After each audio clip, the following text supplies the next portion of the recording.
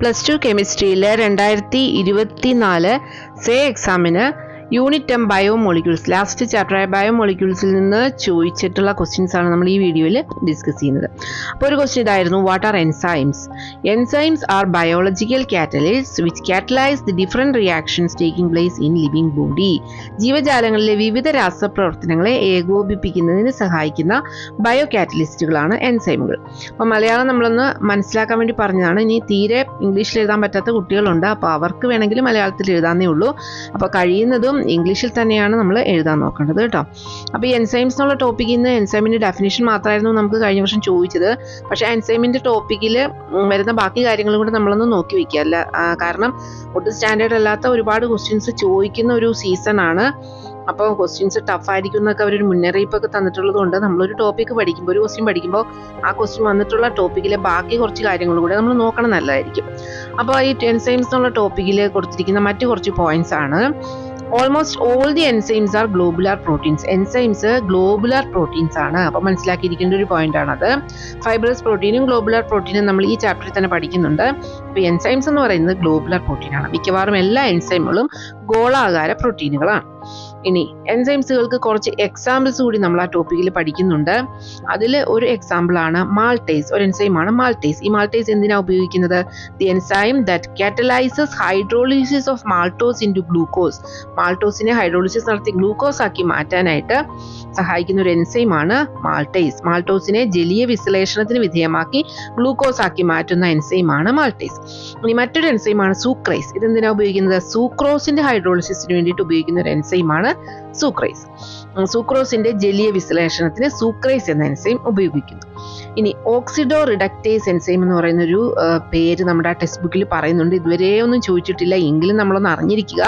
The enzymes which catalyse the oxidation of one substrate with simultaneous reduction of another substrate are named as oxidoreductase enzyme. അപ്പോൾ ഈ oxido reductase എന്ന് പറഞ്ഞ reductase enzyme എന്താ ചെയ്യുന്നത്?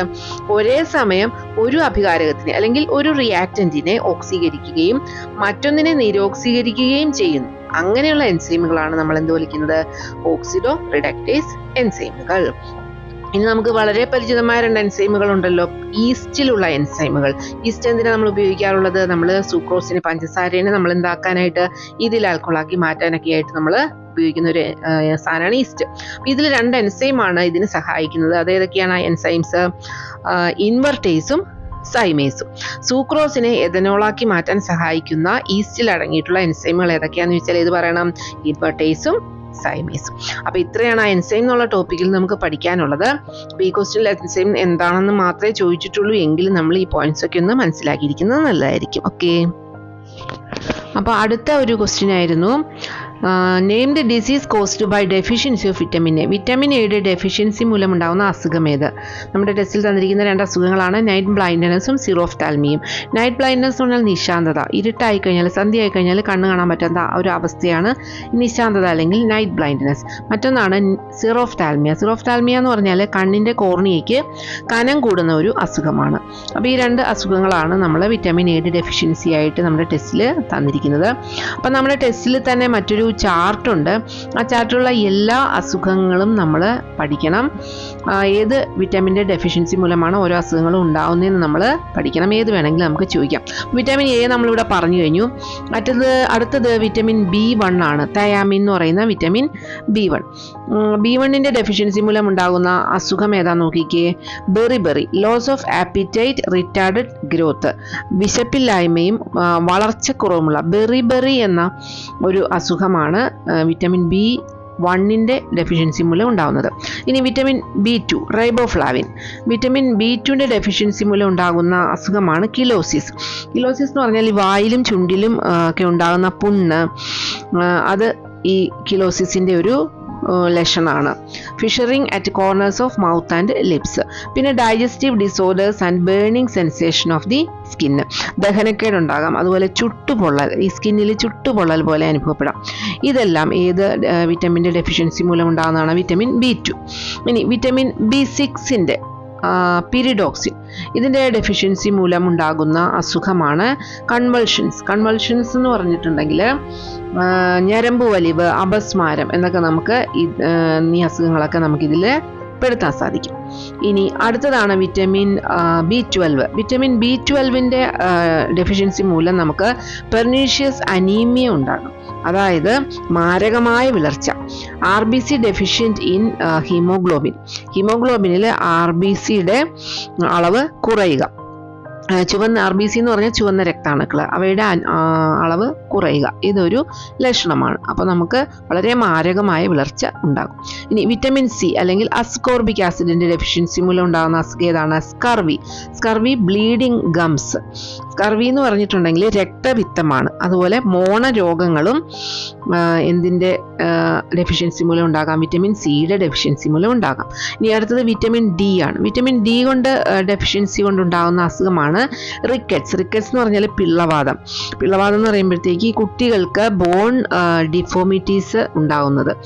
And osteomalacia എന്ന് പറഞ്ഞാൽ soft bones and joint pain in adults. മുതിർന്നവരിൽ soft bones, വളരെ മൃദുവായ ബോണാണ് ഉണ്ടാകുക, അതുപോലെ തന്നെ ജോയിൻറ്റ് പെയിൻസ് ഉണ്ടാകുക, അതാണ് ഓസ്റ്റിയോമലേഷ്യ. ഇതിനും കാരണം ഏതാണ്?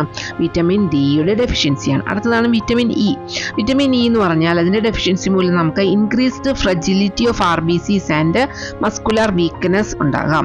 അതായത് ചുവന്ന രക്താണുക്കൾക്കുണ്ടാകുന്ന അപജയവും അതുപോലെ പേശിക്കുണ്ടാകുന്ന ബലക്കുറവുമാണ് എന്തിൻ്റെ ഡെഫിഷ്യൻസി മൂലം ഉണ്ടാകുന്ന? വിറ്റമിൻ ഇയുടെ ഡെഫിഷ്യൻസി മൂലം ഉണ്ടാകുന്നത്. ഇനി ലാസ്റ്റ് വിറ്റമിൻ K. അത് നമുക്ക് എല്ലാവർക്കും അറിയാവുന്ന തോന്നുന്നു. എന്താണ്? Increased blood clotting time. രക്തം കട്ടപിടിക്കാൻ എടുക്കുന്ന സമയത്തിന് വർധനവുണ്ടാകുക, അതായത് രക്തം കട്ടപിടിക്കാതിരിക്കുക. അപ്പോൾ എന്ത് സംഭവിക്കും? ഒരുപാട് ബ്ലീഡിങ് ഉണ്ടാകും. ഏതെങ്കിലും ടൈപ്പ് ആക്സിഡൻറ്റോ അല്ലെങ്കിൽ മുറിവൊക്കെ ഉണ്ടാകുമ്പോൾ അതിൽ കൂടെ ഒത്തിരി ബ്ലീഡിങ് ഉണ്ടായിട്ട് ആൾ മരിച്ചു പോകാൻ ചാൻസ് ഉണ്ട്. അപ്പോൾ വിറ്റാമിൻ Kയുടെ അഭാവം മൂലമാണിത് ഉണ്ടാകുന്നത്. ഈ വിറ്റമിൻസിൻ്റെ എല്ലാം ഡെഫിഷ്യൻസി ഡിസീസ് പഠിച്ചു വെക്കണം. ഇനി അടുത്ത് നമുക്ക് പഠിക്കേണ്ടത് ക്ലാസിഫിക്കേഷൻ ഓഫ് വിറ്റമിൻസ് ആണ്. വിറ്റമിൻസിനെ നമുക്ക് രണ്ടായിട്ട് ടെക്സ്റ്റ് ബുക്കിൽ ക്ലാസിഫൈ ചെയ്യുന്നതായിട്ട് പറയുന്നുണ്ട്. ഒന്ന് ഫാറ്റ് സൊല്യൂബിൾ വിറ്റമിൻസ്, അതായത് ഫാറ്റിൽ, കൊഴുപ്പിലും എണ്ണയിലും ഒക്കെ, ഓയിൽസിലും ഒക്കെ ലയിച്ച് ചേരുന്ന വിറ്റമിൻസ്. പിന്നെ വാട്ടർ സൊല്യൂബിൾ വിറ്റമിൻസ്. ഈ ഫാറ്റ് സൊല്യൂബിൾ വിറ്റമിൻസ് ഏതൊക്കെയാണ്? ADEK ആണ് ഫാറ്റ് സൊല്യൂബിൾ വിറ്റമിൻസ്. അതുപോലെ ബി ഗ്രൂപ്പ് വിറ്റമിൻസും ബി വിറ്റമിൻസും C വിറ്റമിൻസും എല്ലാം, വിറ്റമിൻ സിയും ഒക്കെ വാട്ടർ സൊല്യൂബിൾ വിറ്റമിൻസ് ആണ്. അപ്പോൾ ഇതിനെ ബേസ് ചെയ്തുകൊണ്ട് ഒരു ക്വസ്റ്റ്യൻ ചോദിക്കാറുണ്ട്. Vitamin C is a vitamin found in fruits and vegetables. It cannot be stored in our body. Bye. Vitamin C എന്ന് പറയുന്നത് ഫ്രൂട്ട്സിലും വെജിറ്റബിൾസിലും ഒക്കെ ഉള്ള ഒരു വിറ്റമിൻ ആണ്. പക്ഷേ നമ്മളിത് സ്ഥിരം കഴിച്ചുകൊണ്ടിരിക്കണം, അല്ലെങ്കിൽ വിറ്റമിൻ സിയുടെ ഡെഫിഷ്യൻസി ഉണ്ടാകും. കാരണം ഇത് സ്റ്റോർ ചെയ്യാറില്ല ശരീരത്തിൽ. എന്തുകൊണ്ടാണെന്ന് ചോദിക്കും. കാരണം എന്താണ്? വൈറ്റമിൻ സി ഒരു വാട്ടർ സൊല്യൂബിൾ വിറ്റമിൻ ആണ്. അപ്പോൾ നമുക്ക് വെള്ളം പോകുമ്പോൾ നമ്മുടെ ശരീരത്തിൽ നിന്ന് മൂത്രത്തിലൂടെയും വേർപ്പിലൂടെയൊക്കെ ഇങ്ങനെ വെള്ളം നഷ്ടപ്പെടുമ്പോൾ അതിൻ്റെ കൂടെ വിറ്റമിൻ സി കൂടി നഷ്ടപ്പെടും. അതുകൊണ്ടാണ് ഇത് ഡയറ്റിൽ എപ്പോഴും ഉൾപ്പെടുത്തണമെന്ന് പറയുന്നത്. സ്റ്റോർ ചെയ്യാൻ സാധിക്കില്ല നമ്മുടെ ശരീരത്തിൽ. ഇനി അടുത്ത ഒരു ക്വസ്റ്റ്യൻ ആയിരുന്നു, what is meant by denaturation of protein? പ്രോട്ടീനിൻ്റെ ഡീനേച്ചറേഷൻ അഥവാ ഗുണനാശനം എന്ന് പറഞ്ഞാൽ എന്താണെന്ന് വിശദമാക്കാൻ.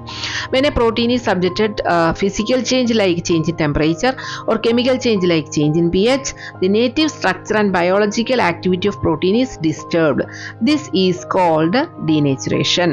അതായത് നമ്മുടെ ഊഷ്മാവിലും pHലും വ്യത്യാസം ഉണ്ടാകുമ്പോൾ ഫിസിക്കൽ ചേഞ്ച് വരുത്തുക. അതിന് ഉദാഹരണമായ ഊഷ്മാവിൽ വ്യത്യാസം വരുത്തുക, അതുപോലെ തന്നെ കെമിക്കൽ ചേഞ്ചായ pHൽ വ്യത്യാസം വരുത്തുക.